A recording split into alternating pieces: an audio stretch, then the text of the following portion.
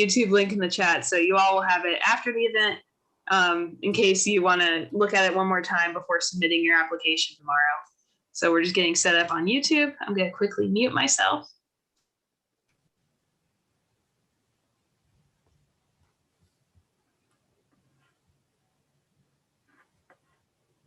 All right, YouTube is in the chat. Awesome, awesome. All right, so we're going to go ahead and get started. My name's Caroline Nickerson. I'm with the SciStarter team.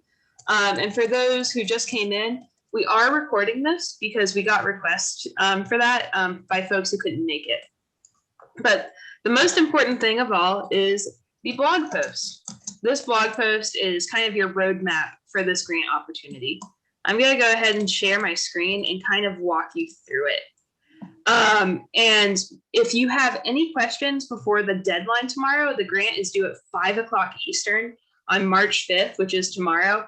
You're more than welcome to give me a call. I will also give my email out in the chat so you can get some help. And I know some of you have already chatted with me.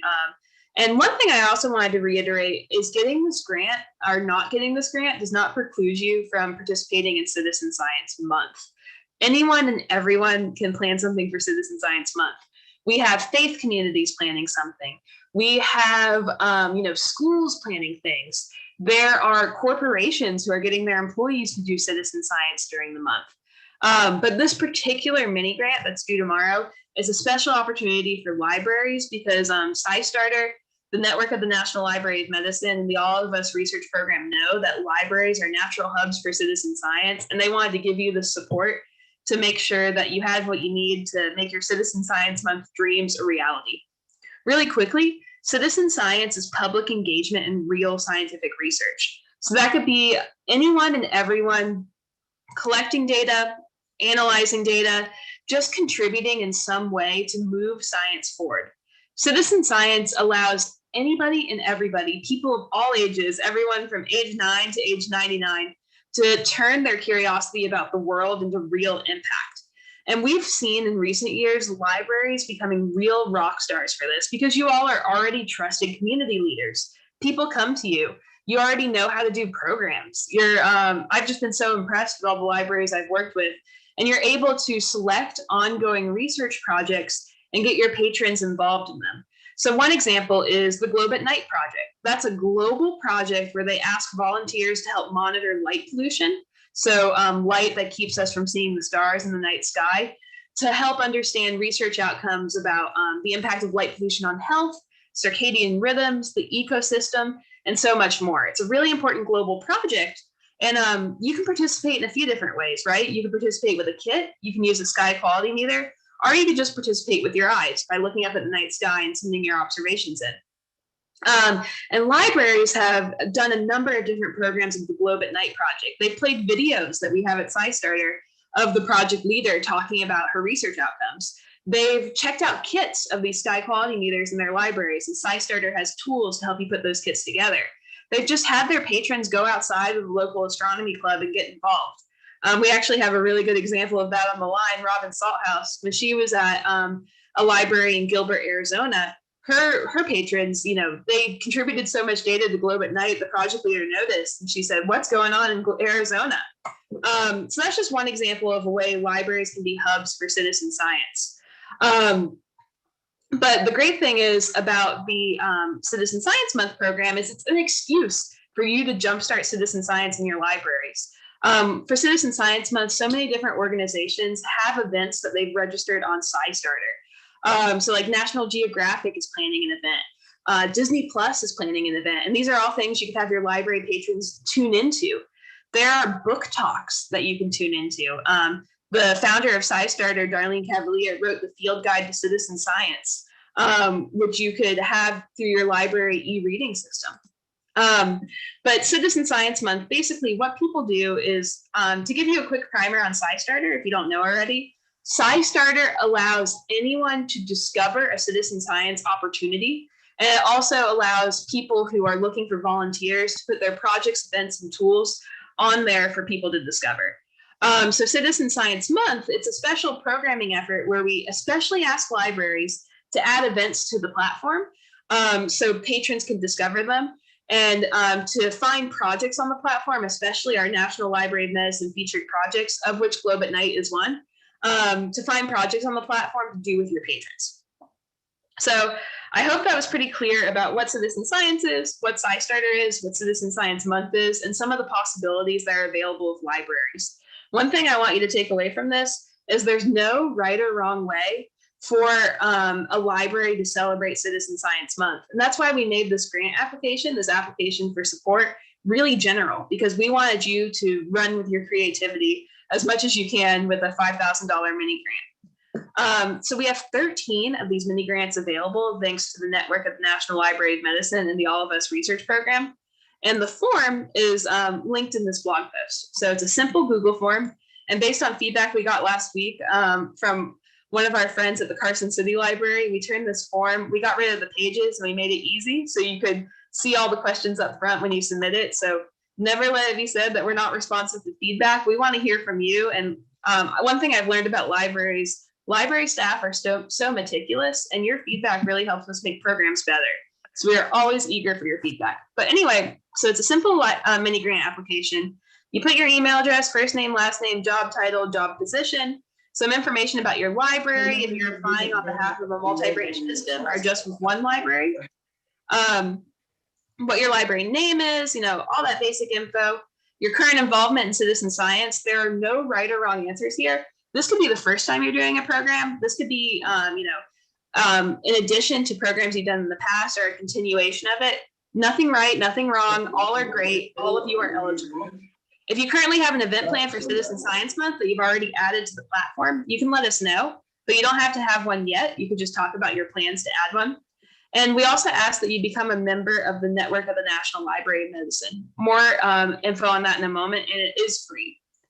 And then for the grant proposal, we have the expectations in the blog post, but you can briefly explain how you'll meet them. If you're doing a virtual or in-person program, why you should be selected, and your proposed budget. So let me go back here. No wonder. That's my point. That's the sort of stupid. I'm gonna mute. Okay, there we go. And feel free if you have a question. We'll stop for questions in a second, and then you'll be able to unmute and ask questions. So we have some requirements. So all grantees must have some sort of plan to get people doing citizen science. These could be using SciStarter resources. These could be going to featured projects by the network of the National Library of Medicine that are linked here. It could just be using some of our tips and creating a book display. That counts as a program for Citizen Science Month. But you need to some way to get people to do citizen science. That's something you must do. We also asked, and it's a requirement, that all grantees promote the NIH's All of Us research program. And this can be really simple. Let's say that you're doing a program about Globe at Night. At the close of the program, you could explain that this was possible because of support from the All of Us research program. And you could show a few of our template slides about the program to explain how people can get involved. And the All of Us research program is a really exciting precision medicine initiative from the federal government that could help accelerate cures for diseases. So it's really important. And you could just use some of our simple template slides to spend a few minutes talking about it to meet those requirements, or you could use bookmarks about it that we've provided and things like that. It's required that you're associated with the United States Library. So Citizen Science Month itself is global. I had a call this morning with a bunch of folks in Nigeria who are planning a rockstar event. But this particular opportunity, this particular mini grant is for libraries in the United States. You need to join the network of the National Library of Medicine. It's free to become a member, and you can do it via that link. Just make sure you do that as a grantee. We also ask that you attend this orientation webinar, and if you don't attend, that you watch the recording, but it's mandatory that you get oriented to this opportunity if you become a grantee, and we'll help you with that. We'll make it simple for you. And then you need to spend the funds by April 30th. So let's say you're doing a book display. That book display is going to be something that's relevant for, the rest of your library's existence potentially. But you need to make sure you purchase those books by April 30th with the funds. Or if you're using the funds to support staff time, you need to make sure that you've done that by April 30th, because this is really meant to support Citizen Science Month. And you can also, let's say you use your funds in part to get a Globe at Night kit to help your patrons measure light pollution. Obviously, they'll keep using it after the month, but you would debut it during Citizen Science Month. We also have some ideas about ways you can do it. We already went over that a little bit about the resources SciStarter has. We have bookmarks, social media images, and more available for you to download and customize. We ask that you spread the word about citizen science. Social media is such a powerful tool. You can host a Citizen Science Month event or promote an existing event. So I mentioned, Disney Plus has an event for kids during Citizen Science Month on April 3rd, and that's live on SciStarter's Event Finder right now. You could make that an event that you promote to your patrons and ask them to attend on Zoom, and that would be part of the grant requirements that you can mention. The book list, I mentioned that. Building up collections is always great for a library. You could do a book talk as your event. Darlene Cavalier, the founder of SciStarter, is going to be doing a few book talks throughout the month about her Field Guide to Citizen Science book, and you could jump onto those. And I know that book is available in Hoopla and Libby and other sources. The All of Us Research Program, you can post on social media about it. You can present slides about it. You are required to promote it, but there are different ways you can approach that. And we mentioned book collections. And the most important thing is this grant is due at 5 o'clock Eastern tomorrow. And you'll be notified of our decisions. SciStarter presents the finalists. We're helping NNLM makes their selections, but NNLM, the Network of the National Library of Medicine, has the ultimate say. And you'll be notified of those decisions on March 15th to give you time to get everything scheduled for the orientation. And I know we have more people applying than we have grants to give, but I really want to reiterate that even if you aren't selected for the grant, I really hope you still do something for Citizen Science Month. And I'm happy to donate my time to help you with the program. So this not getting the grant would not close the door to you having an awesome Citizen Science Month event. I just know that this support can make it a little bit easier for you and really help you achieve your goals. So I'm going to stop sharing there. I'm going to put this blog link in the chat one more time. Someone said to me, 5K is not a mini grant.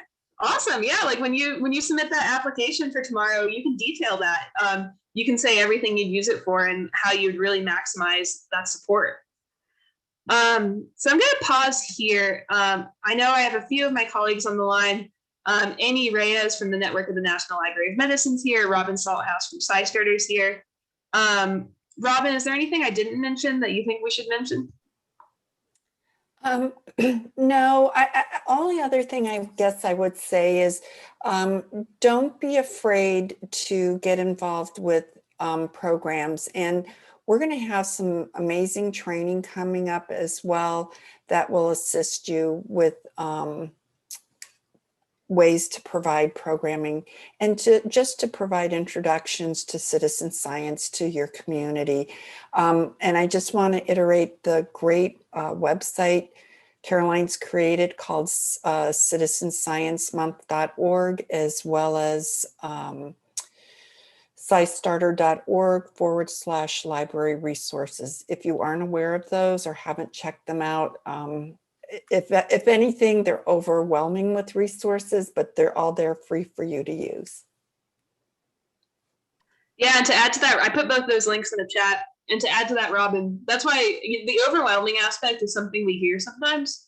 And that's why we do office hours every week. So a few of you actually came to office hours. Looking at you, Judy, Debbie, and Sharon got in touch with me yesterday and I was able to chat with her. But that's why we open up our Zoom room every Thursday to talk to you a little bit, get to know you a little bit, and figure out what works best for your library. And the library resources page, those are where you can get like the kit materials and the kit lists to order those kits. And for more information about office hours, I'd love to start seeing you all, every week potentially. You can go to citizensciencemonth.org/mailing list. If you sign up for that mailing list, you'll get pinged about office hours and other opportunities for libraries and Citizen Science Month facilitators. And the dial-in for office hours is at the bottom of that page. It looks like the Charlotte Library asked, can the funds be partly used to purchase library furniture used for science displays, as long as it's supporting Citizen Science Month programming? So if your science display is about Citizen Science Month, yeah, definitely. And then Amy, I know I wanted to give you a chance. Is there anything from the NNLM side you want to reiterate for folks? If not, totally okay. Sorry, I just took a sip of a hot drink and I'm like, ah. No, oh I think the big things from us are we definitely encourage partnering with organizations. The grant is directly for libraries, but if you have, community science organizations, encourage them to partner with you. They can also join the NNLM. NNLM membership is not limited to academic health libraries. It's open to public libraries and community-based organizations. That's part of why the name got changed to the network of the National Library of Medicine, to reflect that it's a diverse organization that includes all types of organizations that serve their community's health science and information needs. We also would love if your programs promote resources from the NNLM. It is not a big part of necessarily what you're doing for citizen science. It's part of the grant to promote all of us. And you can do that by promoting health literacy resources through the NNLM and the All of Us resources that are available on our site. And I will drop that link in the chat as well, so you can learn a bit more about the program if you don't already know about it. I think that's the big stuff. Yeah. yeah, So that's such a good point about. Has any? Yeah, Amy, that was such a good point about community-based organizations. Like, even though this grant opportunity, this mini grant, is only for libraries, if you know of a really cool community-based organization that you think would be a good fit for the network of the National Library of Medicine to access that health information Amy mentioned, tell them to join. It's free. And for all of you, I want you to join as well. That's one of our requirements for grantees. And I think it'll really benefit you and help you jumpstart this health programming in your libraries and exciting citizen science initiatives. Any other questions from folks? Did anyone already submit their application?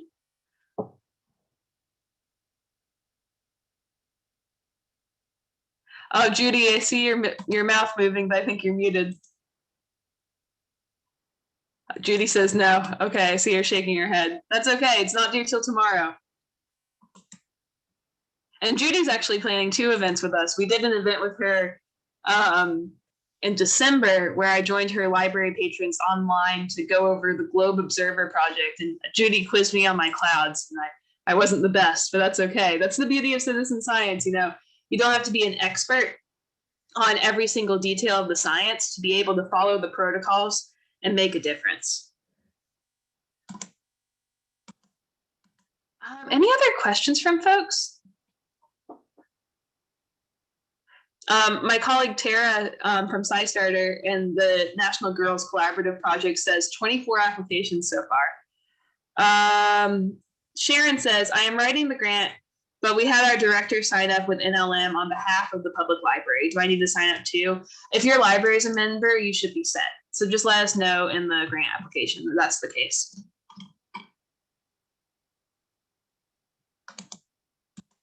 Robin put in the chat, a good source for signs. Yeah, and we have printable templates that you can use for these signs too on our Citizen Science Month resources page. That's linked to in that grant. Yeah, and Caroline, if I can interject, sorry about that link. I didn't realize it was going to be so long. And I'm not, pushing this as a vendor, but Displays to Go has some great examples of floor stands. And I just want to explain how I used it when I worked at the Gilbert, Arizona branch. These stands with the plexiglass adjustable brochure holders were great. We put everything from a magazine that featured citizen science to the reproducibles, including bookmarks that SciStarter has created on that library resources website within scistarter.org. And having it as display, especially one that was always there, was a great way for me to see who was looking and who might be interested in citizen science. So it was both a self-serve opportunity to promote the program, as well as going up to people and saying, hey, can I answer any other questions you may have about citizen science? So it could also be a tabletop display as well. But if you want to go all the way, if this funding helps you do that, it was really nice to have that floor stand with the adjustable plexiglass holders. I went ahead too and dropped a link to the NNLM All of Us resources page that's got things that you can print, also things that you can order, as well as downloading the PDF. So if part of your grant proposal is to do a display about citizen science, these can be a great way to incorporate that All of Us information in your display materials. And that's a great idea and resource, Amy. Thank you. Just imagine if Alzheimer's is a real problem in your community or a big concern. Those resources Amy's providing would be great. Think about the books in your collection or even videos that might help your customers, patrons address that issue. And there's a great affiliate project called Stall Catchers that Caroline has featured many times in her webinars. That would be a great April Citizen Science Month program. And there's lots of other health related programs, as Caroline is illustrating on our NLM page, which is found by going to the top of scistarter.org, going all the way over to the right, pulling that gateways menu down and choosing NLM. And I think you do have to be logged in to get that, don't you, Caroline? No, not necessarily. You can also find it through on the Cit Sci Month microsite. Okay, We've linked to all those featured projects on the NLM page, but and it's also linked to in the blog post. So if you all are starting to get lost a little bit, the blog post is your roadmap. It'll help you find for the grant. The mini grant blog post will help you find the featured projects that you could potentially work into your programming. The Citizen Science Month page, which links to resources for events and themed ideas and all that good stuff. The tutorial, which you could feature in your programming, social media ideas, and of course, our perennial favorite, the Library and Community Guide to Citizen Science. That's linked on that Citizen Science Month microsite as well. And reading through that, if you don't have ideas after that, and I don't know, that's 60 pages of ideas right there. Sharon asked, did you say where you found the plexiglass stands? We have limited space, so I would like to find good resources for purchasing this item. And Robin, speaking from experience, she was a librarian in Gilbert, Arizona. And I know that she ran her own citizen science program. So Robin, what was your recommendation for Sharon for the stands? Well, if you're looking, it's a company called Displays. I think it's plural, Displays to Go. Yeah, Displays, the number 2 to go. They have a huge selection of them. I was really fortunate through a grant. We were supplied these stands, and ours even had wheels on them. But yeah, we put it by our, we had a one desk reference and circulation desk, and we put it next to that. So our staff was right there to answer questions. Another thing I want to also make sure you guys know is available in each of the kit links on, excuse me, the resources page. There's a flyer for the library kits, which features a project. So another idea is to put those on your bookshelves. So if you're interested in light pollution, measuring light at night kit, or the globe at night kit flyer is great in your space area, biodiversity flyer for gardening, for wildlife. So again, we've got many different resources to be used in a variety of ways. Book displays as shelf talkers within your collection. So again, let your imagination go wild. You guys may have great ideas we never even thought of. So make sure you share those. Yeah, and to really quickly reiterate what Robin said, there are no bad ways to celebrate. We made all these resources available to give you ideas, not to feel pressured to think you have to do it all. Pick what works best for your library based on what you see in that mini grant blog post and what you see on the Citizen Science Month microsite. Debbie asked, are programs of health/disease going to be approved before a night sky program? Not necessarily. As long as you're showcasing the All of Us research program and educating people about it, you can do that in conjunction with the night sky program, and that could be really powerful. Just make sure that you're doing citizen science. Yeah, and actually night skies, light pollution is very important to health, everyone.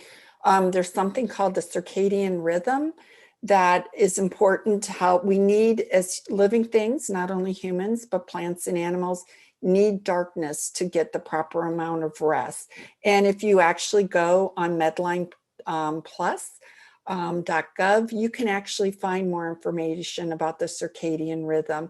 And when you tune in April 5th to the Page Arizona program with Dr. Connie Walker, project investigator for Globe at Night, she will explain why circadian rhythms are important.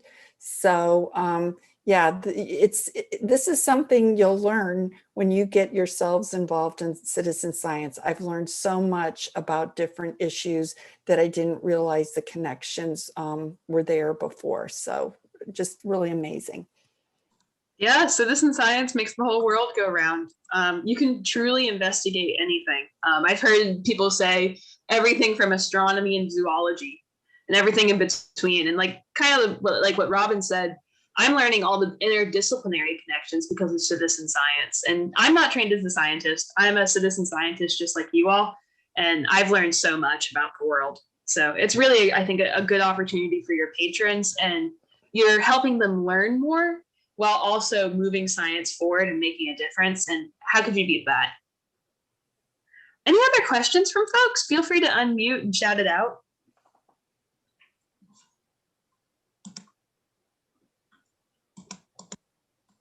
I'm free for a lot of the afternoon. And I know sometimes you don't want to ask your question in a publicly recorded venue. So feel free to give me a ring if you have a question. Someone asked, are kits enough of a program? They could be, as long as you're also educating people about the All of Us research program and you're presenting a compelling way to use your full budget. Are there examples of projects we can look at? Definitely. If you go to scistarter.org/NLM, any of these are great projects you could spotlight. And in terms of how libraries have done it in the past, I mean, look no further than our citizen science videos page, scistarter.org/citizen science videos. I'm putting that in the chat too.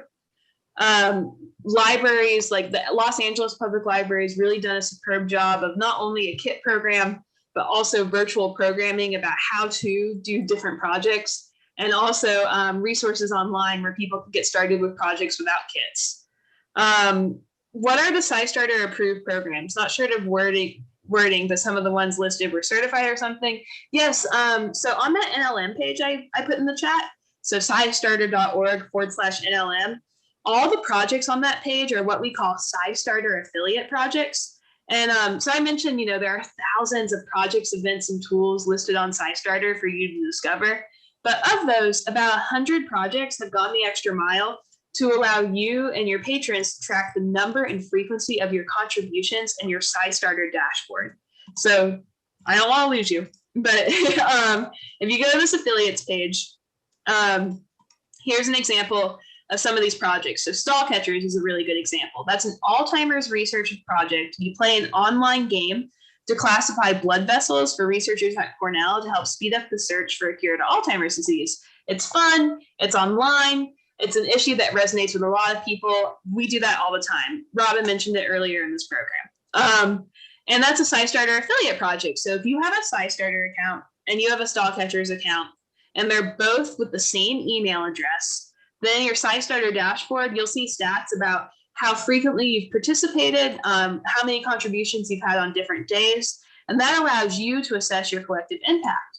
And if you're with a library, you could create this thing called a SciStarter list. It's a free tool. We made them at the beginning of COVID because we had requests from libraries and educators. It basically means you can put together projects from SciStarter on your own personal page. It's almost like on Goodreads, right? You put together a book list to share with your friends. Now on SciStarter, you can put together a list of citizen science projects to share with your library patrons, your friends and family, whoever you want to send this list link to. And for those affiliate projects, only you, the list owner, is able to see stats about the amount of participation you galvanized for those affiliate projects. So you'd be able to see there have been, 27 contributions to Stall Catchers from this person. And it only links to their public SciStarter profile to protect their privacy. If they opt out of it, you wouldn't be able to see it. But that still allows you to say, oh, wow, I've assessed this much. I've done this well. And I know some library folks on the line, I'm thinking of one person in particular, they use the SciStarter list to help their teen volunteers get credit for doing different projects and help track and validate the volunteer hours they said they did. So that's just one example of a way you could use this grant. You could use staff time to set up a virtual volunteering program throughout the month, and you could track participation through a SciStarter list. And if that confuses you at all, if it seems like too much info, that's okay. That's why we do office hours every week. That's why we do an orientation, so we can talk through these opportunities with you. And Caroline, I just want to interject that again, when you, if you're not using the lists, because Caroline explained some of the privacy issues with that, but when you submit data to a project, nobody knows it is you specifically. Your privacy is protected.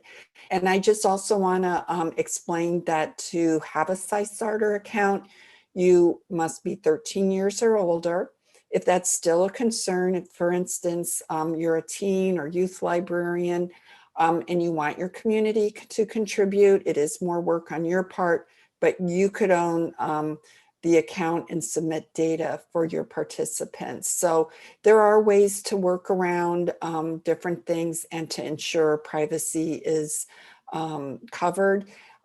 One thing I would really encourage is a lot of these projects are very family or multi-generational friendly. So get a grandparent, a caretaker, a parent to be the SciStarter account holder and do the data entry. SciStarter's done everything they can to ensure privacy and make it a safe place for people to use and participate in actual scientific research.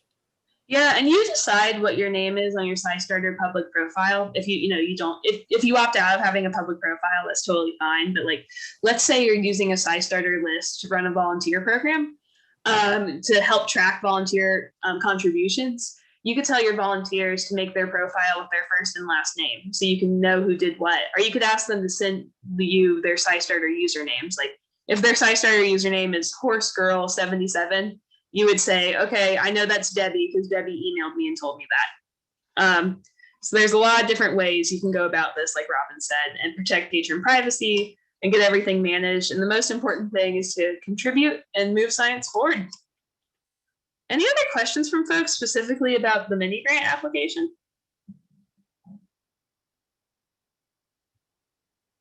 Tara, is there anything else you wanted to mention for the group? No, I think last time we got some questions about word count. So it says 100 words or less for some of the sections.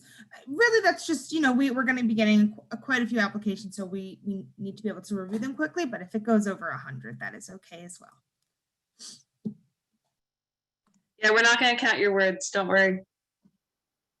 I mean, if it's egregiously over, we'll notice. But if you're at 102, that's okay.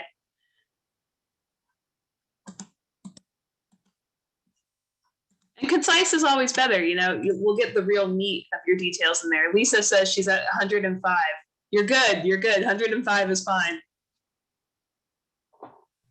Yes, like Caroline said, it's really about being concise. It's not a ton of funds. So, if we're able to just quickly get a snapshot of what you're planning on doing, that is what we're looking for. Any other questions from folks?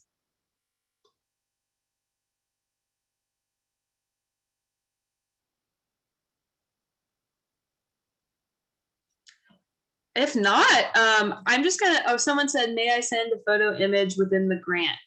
I don't believe we have an upload area. No, there's no area to upload, but you can describe the photo. Yeah, or the I think scenario.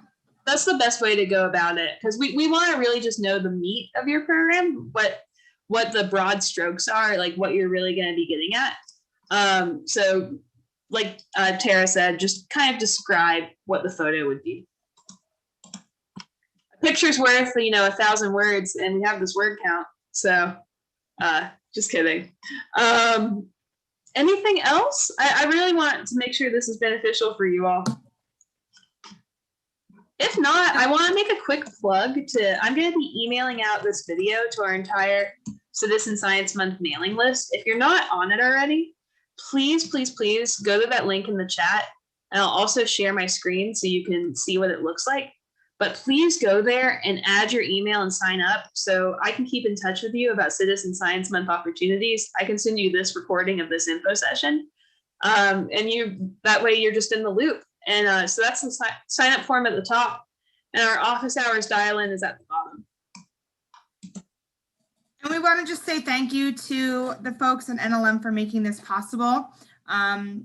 It's great. We're so happy. And we hope that you apply. Yeah, thanks everybody. I think we'll end it here. Unless you have a last minute question, you can shout it out. No, I just see a bunch of thank yous. Yeah, thank you to you all. Sign up for the mailing list, please. Please, please do it. Do it. I put the link in the chat again.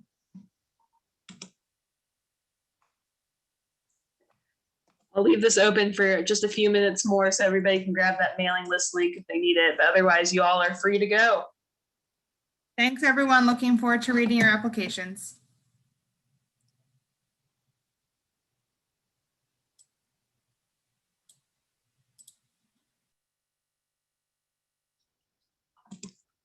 Get that mailing list link, everybody.